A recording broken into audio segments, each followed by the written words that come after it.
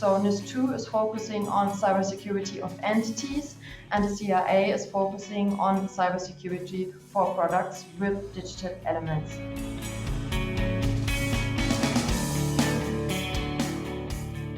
Welcome everyone to the Industrial Security Podcast. My name is Nate Nelson. I'm here with Andrew Ginter, the Vice President of Industrial Security at Waterfall Security Solutions, who's going to introduce the subject and guest of our show today. Andrew, how's it going? I'm very well, thank you, Nate. Our guest today is Christina Kieffer. She is an attorney at law and a senior associate in the Digital Business Department of reuschlaw. And she's going to be talking to us about cybersecurity regulation in the European Union. As we all know, NIS2 is coming and there's other stuff coming too. Then without further ado, here's your conversation with Christina. Hello, Christina, and welcome to the podcast. Before we get started, can I ask you to say a few words, introduce yourself and your background, and tell us a bit about the good work that you're doing at reuschlaw? Yes, of course. So first of all, thank you very much for the invitation. I'm very happy to be in your podcast today. So to me, my name is Christina Kieffer. I'm an attorney at law working as a senior associate at our digital business unit in the law firm reuschlaw. We are based in Germany, and reuschlaw is one of Europe's leading commercial law firms specialized in product law. And for more than 20 years, our team of approximately 30 experts has been advising companies in dynamic industries, both nationally but also internationally. And for me, myself, in my daily work, I advise companies and also public institutions on complex issues in the areas of data protection, cybersecurity, but also IT and contract law. And one focus of my work is on supporting clients in the introduction of digital products in the EU market.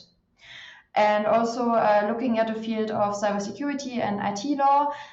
Since my studies, I have already focused on IT law and cybersecurity. And yes, I have been involved in the legal development since then in this area.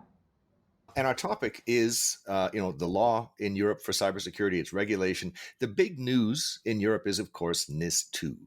And it's not a law, it's a directive to the nation states to produce laws, to produce regulations.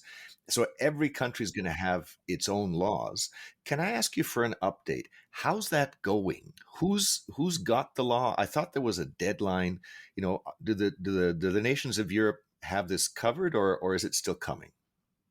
Yes, so it's the last point, so it's still coming.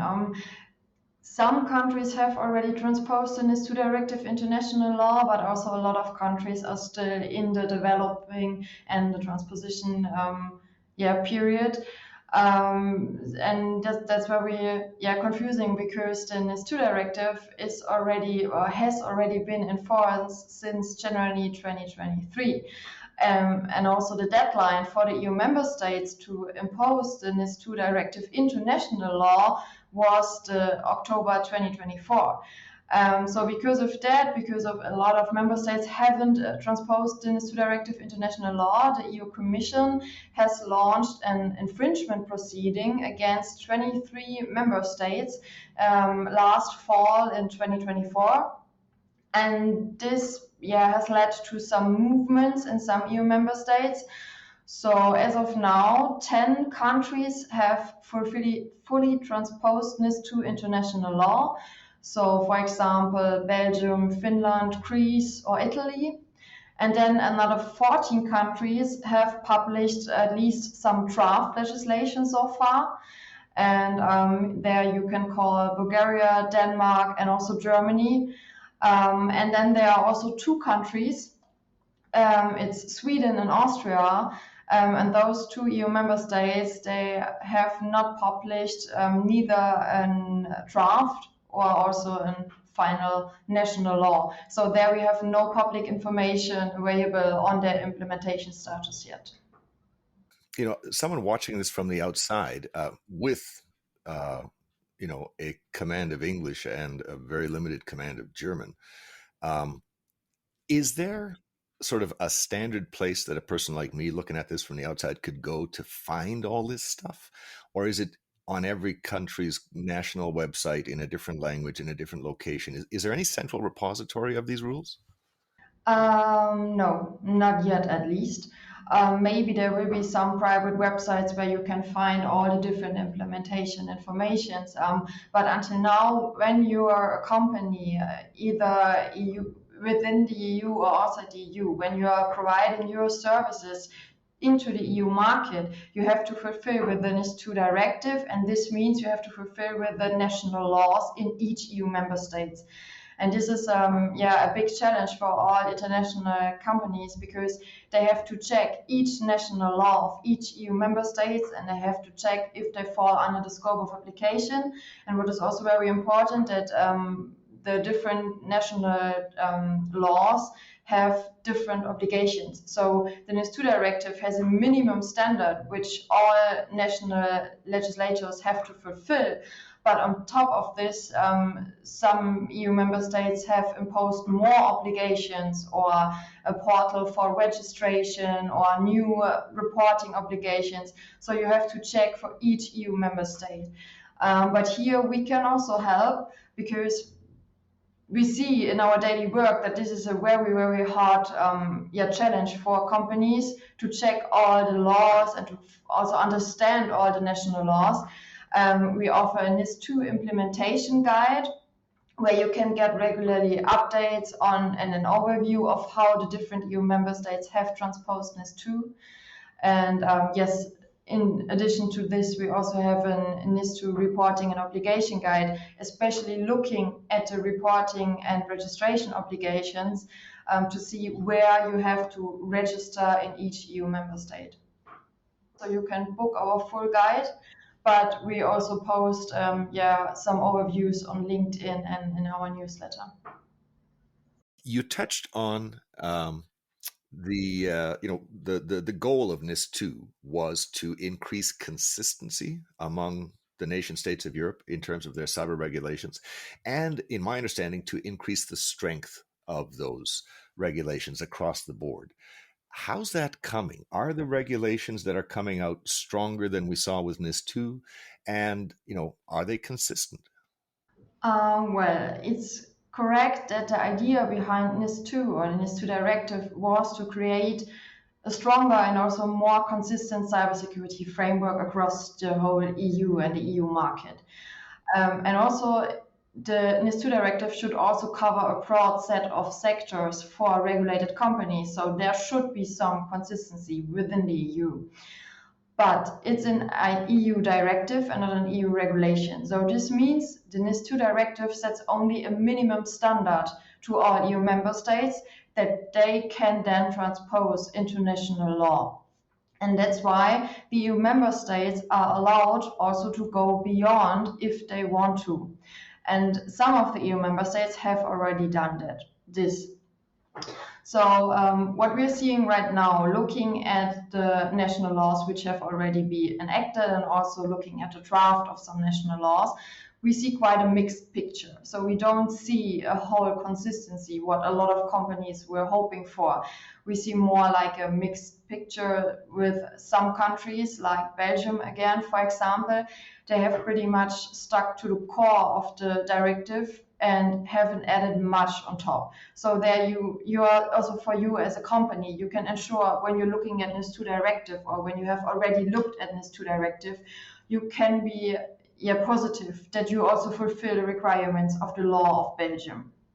But on the other hand, looking, for example, on Italy, they have expanded the scope of application. So Italy has, for example, included the cultural sector as an additional regulated area. So the sector of culture hasn't been mentioned in the NIS2 directive at all. But Italy had the idea, well, we can regulate also the cultural sector. So that's why they have also included it into their national law. And also in France, you can see that they have imposed more obligations and also have broadened the scope of application of their national law, because here they have also widened up the regulated sectors. And here they have added educational institutions, for example. So yeah, you can see we have a minimum set of standard set out in the NIS2 directive, but across the EU, looking at the national laws, we have a lot of national differences. And that's why it's very hard for companies to comply with the NIS2 directive or with the national laws within the EU market. One of the more interesting things that Christina mentioned there, Andrew, was Italy treating its cultural sector as like critical infrastructure, which sounds a little bit, it sounds very Italian, frankly. Yeah, well, I don't know. It's not just the Italians. The original, this was back in the late noughts. One of the original directives that came out of the American administration was a list of critical infrastructures. And at the time, it included something like national monuments as a critical infrastructure sector. And the justification was, any monument or, cultural institution that was seen as essential to national identity, national cohesion. And then it disappeared in the 2013 update of what were critical national infrastructure. So it's no longer on CISA's list of critical infrastructures, but it used to be. And in terms of Italy, I don't have a lot of information about Italy, but again, you might imagine that national monuments and certain cultural institutions are vital to sort of national identity. Think the Roman Colosseum. Should that be regarded as critical infrastructure? It's certainly critical to tourism, that's for sure. So that's what little I know about it. In my recollection of NIS2, one of the changes was increased incident disclosure rules. Now, I've argued, or I've speculated. We did a threat report at Waterfall. We actually saw numbers sort of plateau in terms of incidents. I speculate whether increased incident disclosure rules are in fact reducing disclosures. Because lawyers see that disclosing too much information can result in lawsuits. For instance, SolarWinds was sued for incorrect disclosures, and so I'm guessing that they conclude that minimum disclosure is least risk. And if they get partway into an incident and say this is not material, we don't need to disclose it, we're not going to disclose it, we actually see fewer disclosures. Can you talk about what's happening with the disclosure rules? How consistent are they? Multinational businesses, how many different ways do they have to file? And are we seeing greater disclosure, or in your estimation, fewer disclosures because of these rules? Yeah, that's a really good question. And honestly, it's something we get also asked all the time right now. Because once we hear again all over, if you operate in several EU countries, do I need to report a security incident in one EU member state or via one portal and then I'm fine? Or do I really have to report a security incident to each EU member state, which is kind of affected with regard to the security incident? And yeah, unfortunately, the answer right now is yes, you have to report your security incident to each EU member state or to each national authority of the EU member state which you fall under the scope of the national law. Because the NIS2 directive does not really require one portal or one obligation registration and also reporting portal for all EU member states. So it's up to the national authorities and also up to the EU member states to regulate this field of law. And you can see that many national authorities have already recognized this issue. And they are also looking at ways to simplify the process of registration, but also of reporting security incidents. And there you can see some member states try to at least include or to set up a portal, a national-wide portal, where you can report your security incident.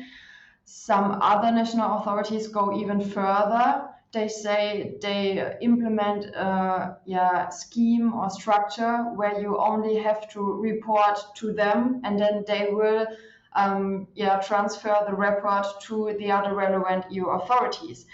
But again, this is each and in each EU member state's national law, so there you also have to check again all the other national laws within the EU. Yes, but also the authorities of the EU member states have already, well, at least indicated that they are talking to each other. So maybe in the future we will get one portal to report everything. But as I said before, it's not regulated in the NIS2 directive, and it's also not, foreseen for now. Yes, and to the other part of your question, well, you could think that when you're obliged to report everything and each security incident, that the reporting would decrease. But you also have to look at the risk of non-compliance.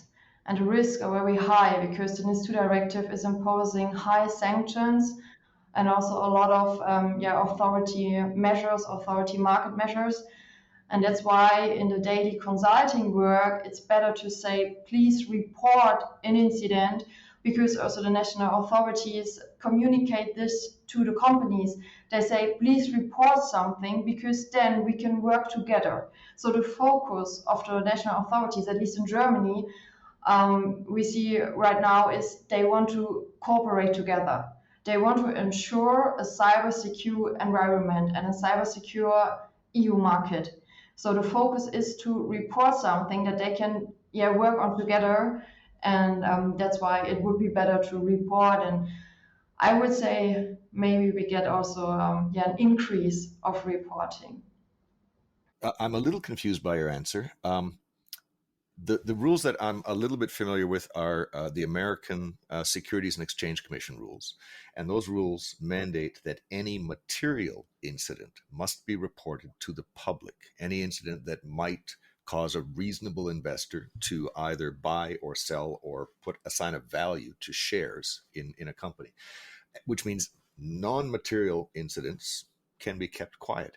And the SEC disclosures are public. Everyone can see them because reasonable people need information to buy and sell shares. The NIS2 system, is it requiring all incidents to be reported? And are those reports public? To your first part of your question, the NIS2 directive and also the NIS2 reporting obligation is kind of the same as the regulation you mentioned before, because you have to report only severe security incidents. And you as a regulated company, you are obliged to check if there is a security incident in the first step, and then the second step, you have to check, is there a severe security incident? And only this security incident you are obliged to report to the national authorities. So that's kind of the same structure or mechanism. And to the second part of your question, the report will not be published for everyone. So first of all, if you report it to national authorities, only the national authorities have the information. It can happen because we have in some member states some laws where people from the public can access or can get access to information, to public information. It can happen that some information will be publicly available. But the first step is that you will only report it to the national authority, and that the report will not be available for the public as such. But next to the reporting obligation to the national authorities, you also have information obligations in the NIS2 directive. So it can happen that you are also obliged to inform the consumers of your services. The other big news that I'm aware of in Europe is the CRA, which, confuses me because, I thought NIS2 was the big deal, yet there's this other thing that sort of came at me out of the blue a year ago, and I'm going, what's going on? Can you introduce for us, what is the CRA and how's it different from NIS2? Yeah, sure. So as you mentioned before, the CRA is like the sister or brother and the second major piece of the new European cybersecurity framework alongside the NIS2 directive. It's the Cyber Resilience Act, or for short, CRA. And while the NIS2 directive focuses on the cybersecurity requirements for businesses or entities in critical sectors, the CRA takes a different angle, and the CRA introduces EU-wide cybersecurity rules for products. So NIS2 is focusing on cybersecurity of entities, and the CRA is focusing on cybersecurity for products with digital elements. And also the other difference is also that NIS2 directive, we have an EU directive, so it needs to be transposed into national law by each EU member state. And the Cyber Resilience Act is an EU regulation, so when the Cyber Resilience Act comes into force, it will apply directly in each EU member state. Okay, so that's how the CRA, fits into NIS2. What is the CRA? What are these rules? Can you give us a high-level summary? So the CRA is the EU-wide first horizontal regulation which imposes cybersecurity rules for products with digital elements. So regulated are products with digital elements, and this definition is very broad. It covers software and also hardware, and also software and hardware components if they are brought to the EU market separately. And products with digital elements are kind of like connected devices and, as I said, software and hardware that can potentially pose a security risk. Also, what is very important, the CRA imposes obligations not only to manufacturers, but also to importers, distributors, and also to those companies which are not resident in the EU, because the main point for the geographical scope of application is that you put or that you place a product in the EU market, whether you are placed in the EU or not. So this means also that the Cyber Resilience Act, such as the General Data Protection Regulation, has a global impact for anyone selling tech products in Europe. In 2024, there were 76 cyber attacks that caused physical consequences at over 1,000 sites in heavy industry and critical industrial infrastructures. Transportation and discrete manufacturing were most impacted, and we saw impacts on water and power utilities, pharmaceuticals, metals and mining, food and beverages, and others. All these details and more are in the latest Waterfall ICS Drive OT Cyber Threat Report. You can find it at https://waterfall-security.com/2025-threat-report. We hope you find the material useful.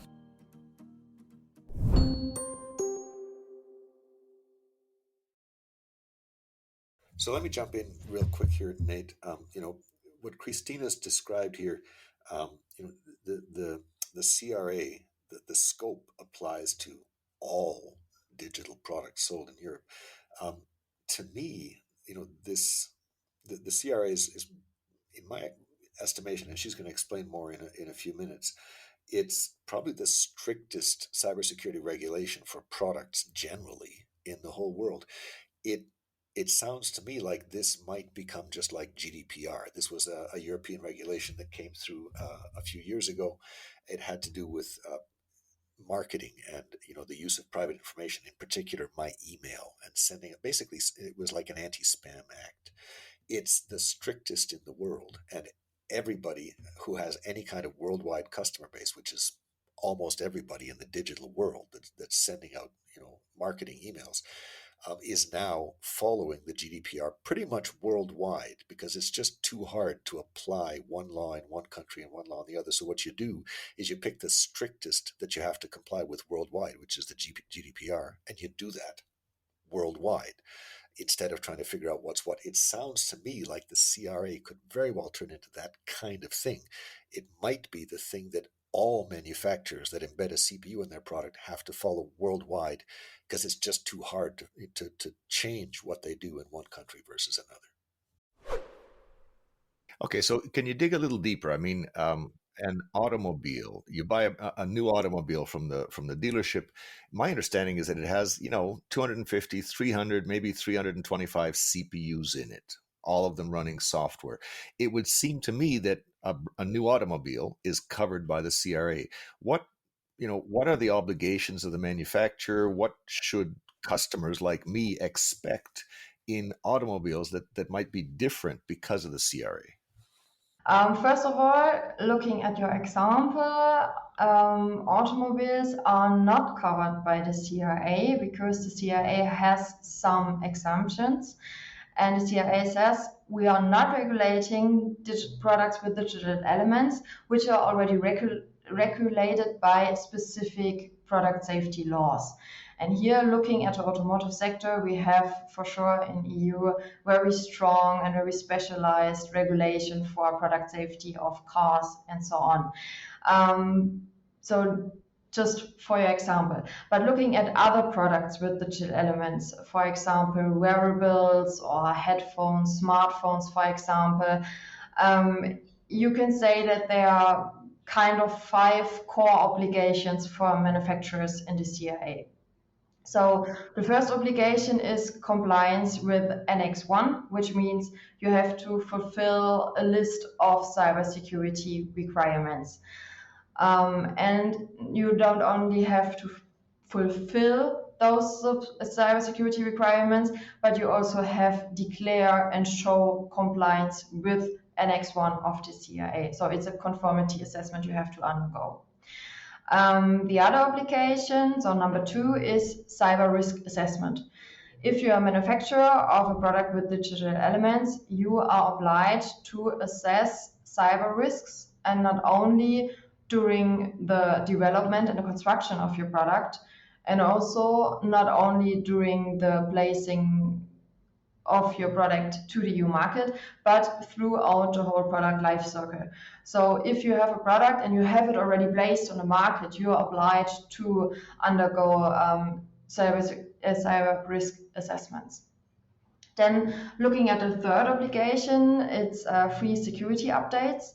So manufacturers have to provide free security updates throughout the expected product life cycle. We have also mandatory incident reporting. So we have here also reporting and registration obligations, such as we already talked about, looking at NIS2 directive. And also, like in each product safety law in the EU, we also have the obligation for technical documentation. So those are the 5 core obligations: compliance, cyber risk assessment, free security update, reporting, and documentation. And you mentioned distributors. What are distributors and importers obliged to do? Yeah, there we have some graduated obligations. So they are not such strict obligations such for manufacturers, but importers and distributors are obliged to assess if the product what they are importing and distributing to the EU market are compliant with the whole set of cybersecurity requirements of the CRA. So they have to check if the manufacturer and the product is compliant, and if not, they have to inform and cooperate with the manufacturer to ensure cybersecurity compliance. But also importers are also obliged to impose their own measures to fulfill with the CRA. Okay, and you said there were 5 obligations. You spun through them quickly. Some of them make sense on their own. Do a risk assessment, do it from time to time, see if the risks have changed. That kind of makes sense. The first one, though, comply with Annex 1. That's like an appendix to the CRA. What's in there? What are the obligations? Annex 1 is, you can also say Appendix 1 to the CRA. And there you can see there is a list of certain cybersecurity requirements which manufacturers have to fulfill. And the list is divided into two different main areas. And one area is cybersecurity requirements. So it focuses on no known vulnerabilities at the time of the market placement, secure default configurations, protection against unauthorized access, ensuring confidentiality, integrity, and availability, and also secure deletion and export of user data. So kind of all of cybersecurity requirements, such as them which I have mentioned. And the other area is vulnerability management. So manufacturers have to ensure that they have a structured vulnerability management process, and they have to install a software bill of materials. They have to provide free security updates. They have to undergo cybersecurity testing and assessments. There needs to be a process to publish information on resolved vulnerabilities. And again, here we also need a clear reporting channel for known vulnerabilities. It sounds like you said that a manufacturer is not allowed to ship a product with known vulnerabilities. Practically speaking, how does that work? I mean, a lot of manufacturers in the industrial space use Linux under the hood. Linux is a million lines of code, of kernel, and these devices don't necessarily do a full desktop style Linux, but they still have a lot of code that they're pulling from an open source distribution.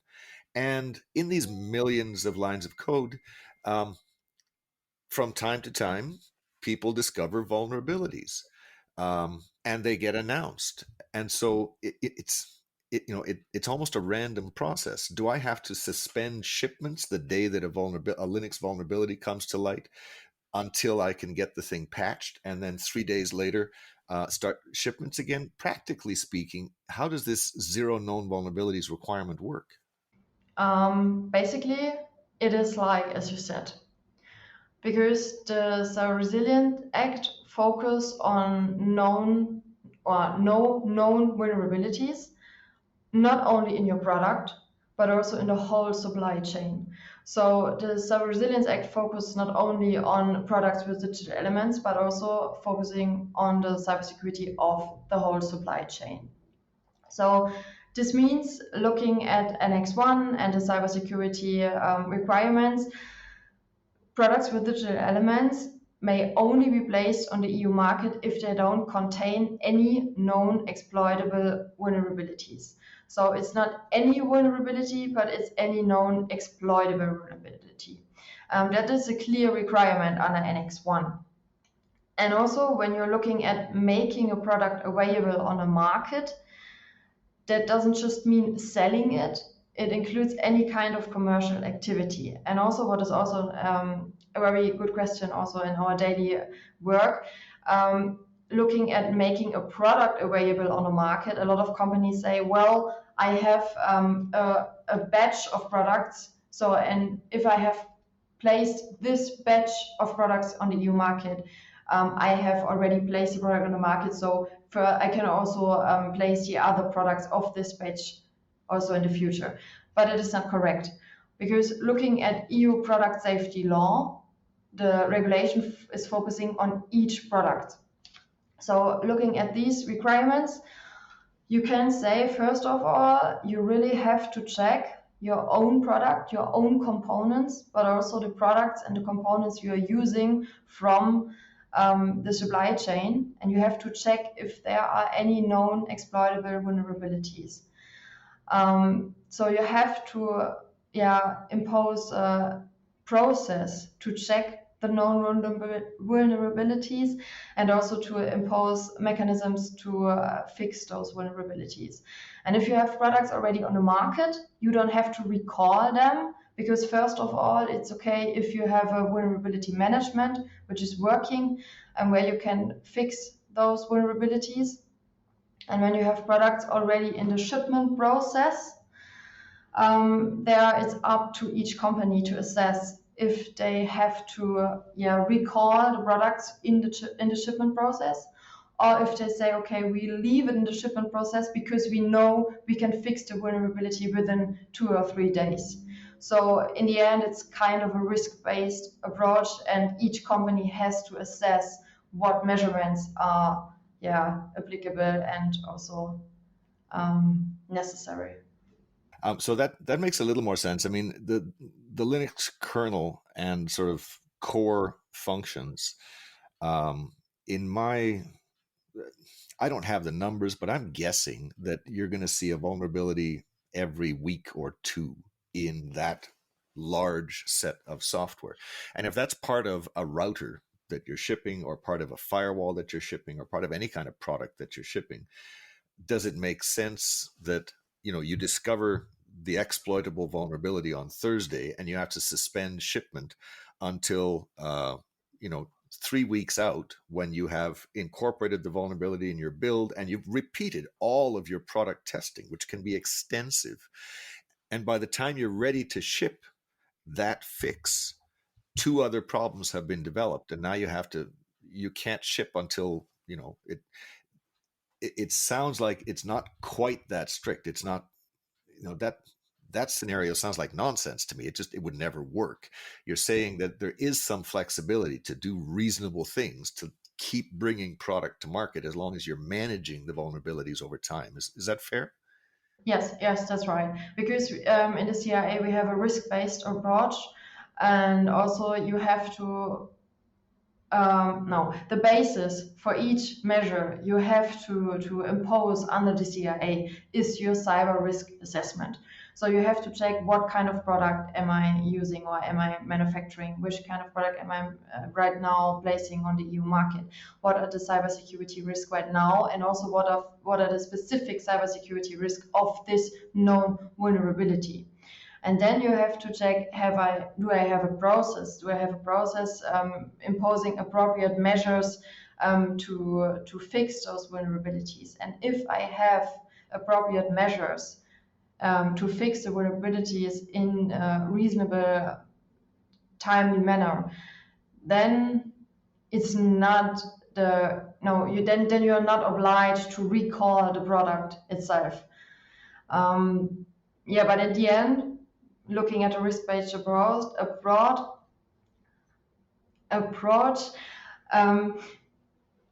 it's up to the decision of each company. So this is a lot of change in for a lot of product vendors.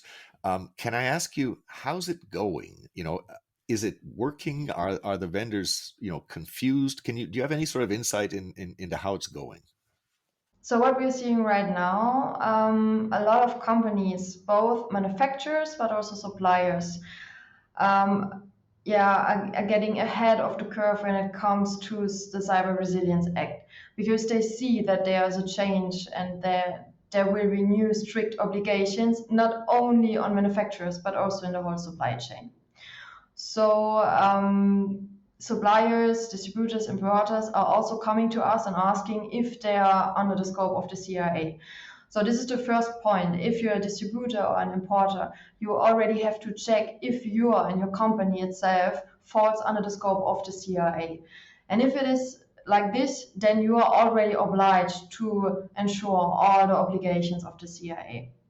But it can also happen that suppliers are under the scope of the CRA in an indirect manner, because ensuring all those new cybersecurity requirements from a manufacturer point of view, you have to ensure it within the whole supply chain. And the main instrument to ensure this was already in the past and will also be in the future, is contract management. So you have to impose or transpose all those new obligations to the suppliers via contract management.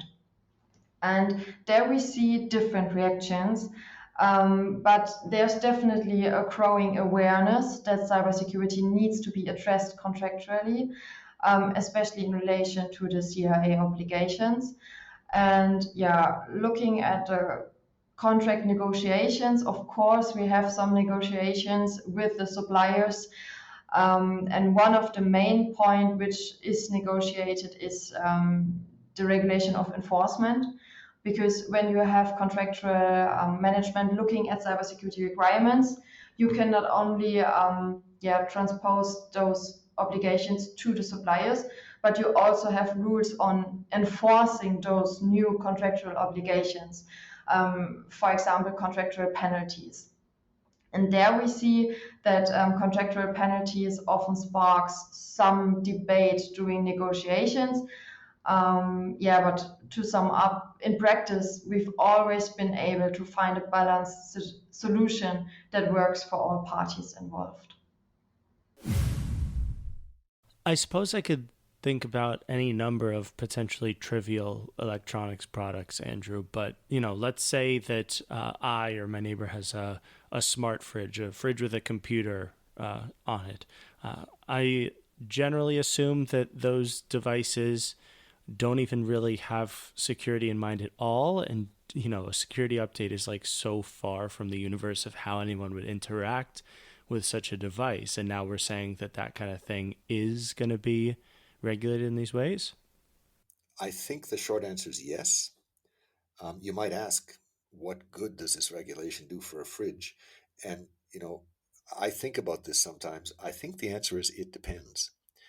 Um, if, a lot of the larger home appliances nowadays have touchscreens, there's a CPU inside, there's software inside. These are cyber devices. You might ask, well, when was the last time I updated the firmware in my fridge? How many times am I going to update the firmware in my fridge? Those are good questions. Most people never think about something like that. But the law might, very reasonably apply to the fridge if the fridge is connected to the internet, so that I can see, for example, how much power my fridge is using on my cell phone app. Isn't that clever? But now I've connected the fridge to the internet. We all know what happened to, what was it? The Mirai botnet took over hundreds of thousands of Internet of Things devices and used them as attack tools for denial of service attacks. If you've got an internet connected fridge, you risk that if you haven't updated the software. Worse, if someone gets into your fridge, takes over the CPU, you could change the set point on the temperature and cause all your food to spoil. This is a safety risk. Again, how many consumers are going to update the software in their fridge? Realistically, I don't think the majority of consumers will, even if there is a safety threat. To me, the risk. This is part of the risk assessment. If there's a safety threat because of these vulnerabilities, you might well need to, auto update the firmware. That might be part of your risk assessment so that the consumer doesn't have to do it. Or, better yet, design the fridge so that safety threats because of a compromised CPU are impossible, physically impossible. Make the temperature setting manual or something. But, this is a bigger problem than I think one regulation, the question of safety critical devices connected to the cloud. Yeah, admittedly, the notion of a smart refrigerator safety threat isn't totally resonating with me. And then we haven't even discussed the matter of okay, let's say that my refrigerator gets automatic updates, or I just have to click a button in an app when it notifies me to do so to update my firmware. At some point, fridges sit in houses for long periods of time. I can't recall the last time that my fridge has been replaced. In that time, any manufacturer could go out of business. And then how do you get those updates, right? Exactly. So, to me, but this is outside the scope of the CRA, but, to answer your question, to me, the solution is two or threefold. We need to design safety critical consumer appliances in such a way that the unsafe conditions cannot be brought about by a cyber attack. I mean, we talk about fixing known vulnerabilities. That's only one kind of vulnerability. What about 0 days? There's logically no way that someone can solve all 0 days. it's a nonsensical proposition. So there's always going to be 0 days. What if one is exploited, and a million fridges set to a set point that's unsafe? To me, we got to design the fridges differently, but that's sort of a different conversation. In fact, that's the topic of my next book, but which is why I care so much about it. But you know, it's these are important questions, and I think the CRA is a step in the direction of answering them, but I don't know that it has all the answers. What you've described there makes sense for manufacturers like IBM, who can produce high volumes of, or Sony, or the big fish. But if I'm a small manufacturer, I produce 1,000 devices a year. I buy components for these devices. I buy software for these devices from big names like Sony and Microsoft and Oracle. And, I go to Oracle and say, you must meet my contract requirements or I won't buy my 1,000 products from you at a cost of $89 a product. Oracle's going to say, take a flying leap. We're not signing your contract. Is this realistic? Yes, and we see this also in practice because we are not only consulting the big manufacturers, but also the smaller companies in the supply chain. And there you can have different approaches because when you are buying products from the big companies, first of all, you have to know that they are, or they might be obliged also under the CRA. So they are fulfilling all those new cybersecurity requirements. And you also have to check their contracts, because there you can see already they have a lot of new regulations looking at cybersecurity, either if it's implemented into the general contractor into the general contractual documents, or implemented into one cybersecurity appendix.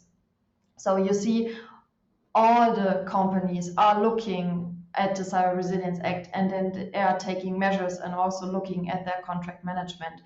So if you're lucky enough, you can see, okay, they have a contract which is already regulating all the obligations under the CIA. And then if it's not like this, we take the approach that we establish a cybersecurity appendix. So when you're already in contractual relationship with the big players, you don't have to negotiate the whole contract from the beginning. You can only show them your appendix, and then on basis of this appendix, you can discuss the cybersecurity requirements. So this is kind of an approach which has helped also smaller companies in the market. For the record, does this apply to industrial products as well? I mean, our listeners care about programmable logic controllers and, steam turbines that have embedded computer components. Or is this strictly a consumer goods rule? No, and this is a very important point to highlight. The Cyber Resilience Act explicitly applies not only to consumer products, but also to products in the B2B sector. So this means that all software and all hardware products, along with any related remote data processing solutions, fall under the scope of the CRA, either in B2C or also in B2B relationships. Well, Christina, thank you so much for joining us. Before we let you go, can I ask you, can you sum up for our listeners? What are the key messages to take away to understand about what's happening with cyber regulations, both NIS2 and CRA in Europe, and what we should be doing about them as both consumers and manufacturers? Yeah, sure, of course. So let me give you a quick recap. So first of all, you see the EU legislator is tightening the cybersecurity requirements significantly with both the NIS2 directive and also the Cyber Resilience Act. And the new requirements affect any company that offers products or services to the EU market, no matter where they are based. So it has a very broad scope of application. Looking at the NIS2 directive, it's very important to know that NIS2 directive is already enforced, but it has to be transposed international law, which has not been fulfilled by all EU member states, and that the national implementation across the EU is still quite varied. Looking at the Cyber Resilience Act, the CRA brings new security obligations to products with digital elements, so for all software, for all hardware products. And it also is focusing not only on the cybersecurity on products, but also in the whole supply chain. So both frameworks require companies to take proactive steps right now, looking at risk assessment, risk management, reporting, and also contract management, particularly when it comes to managing their supply chain. So looking at the short implementation deadlines ahead, both from the NIS2 directive and also the CRA, it's very important for companies to act now. And the first step we consult to do is to identify the relevant laws, because we have a lot of new regulations looking at digital products and digital services. So yeah, first of all, check the relevant laws and the relevant obligations which are applicable to your business. And here we offer a free NIS2 quick check and also a free CRA quick check where you can just click through the different questions to see if you are under the scope of NIS2 and CRA. And then after all, when you clarified that you're affected under one or both of the new regulations, the company needs to review and adapt their cybersecurity processes, both technically and also organizationally. So it's very crucial to continuously monitor and ensure compliance with the ongoing legal requirements, especially also looking at contract management and focusing on the supply chain. And yeah, there we can help national but also international companies with kind of a 360-degree approach to cybersecurity compliance, because we ensure solutions with a range from product development and marketing to reporting and market measures. So yeah, we give companies a practical and also actionable guidance in an every step way. So looking at the first step to act and to identify the relevant laws and the obligations to your business, companies can visit our free NIS2 quick check and our free CRA quick check, which is available under NIS2-check.com and also CRA-check.com. And yeah, if you have any further question, you are free and invited to write to me via email, via LinkedIn. I'm happy to connect. And thank you very much for the invitation. Andrew, that just about concludes your interview with Christina Kieffer. And maybe for a last word today, we could just talk about what all of these rules mean practically for businesses out there, because, it's one thing to mention this rule and that rule on a podcast, but it sounds like the kind of stuff we're talking about here is going to mean a lot of work for a lot of people in the future. I agree completely. It sounds like a lot of new work and a lot of new risk, both for the critical infrastructure entities that are covered by NIS2 or by the local laws, especially for businesses, the larger businesses that are active in multiple jurisdictions, and certainly for any manufacturer who wants to sell anything remotely CPU-like, into the European market.